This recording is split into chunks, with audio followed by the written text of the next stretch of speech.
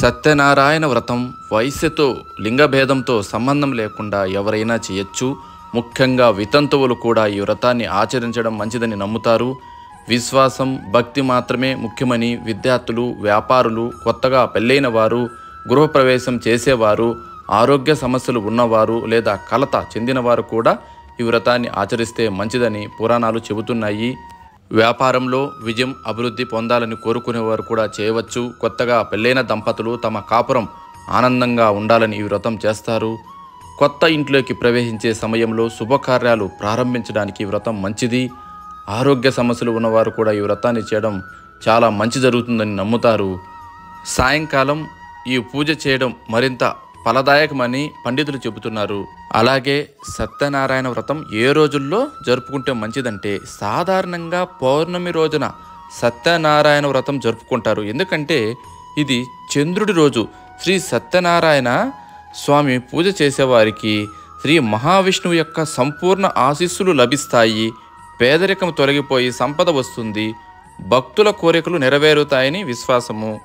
ఒకవేళ పౌర్ణమి రోజు ఈ పూజ చేయలేని వారు అమావాస్య, అష్టమి, ద్వాదశి, సంక్రాంతి, దీపావళి, ఆదివారం, సోమవారం, శుక్రవారం, శనివారాల్లో చేయించుకోవచ్చు.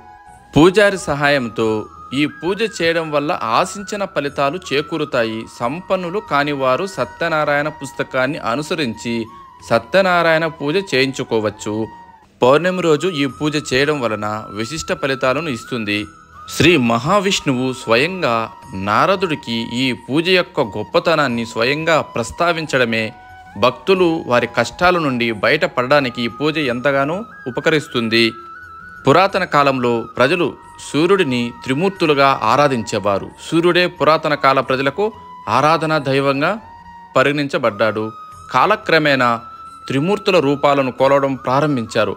అలా సత్యనారాయణ స్వామి ఆరాధన వైష్ణవ సాంప్రదాయం ప్రకారం జరుపబడుతుంది.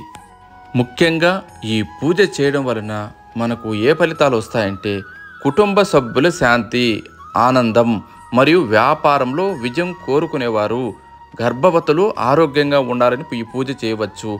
విద్యార్థులకు, వ్యాపారులకు మరియు కొత్తగా వివాహం చేసుకున్నవారు, గృహప్రవేశం చేసేవారు, ఆర్థిక సమస్యలు ఉండేవారు, దీర్ఘకాలిక వ్యాధులు నయం కానివారు ఎవరు చేసినా కూడా స్వామివారి అనుగ్రహం కలిగి చక్కటి పూజా ఫలితం మీకు లభిస్తుంది.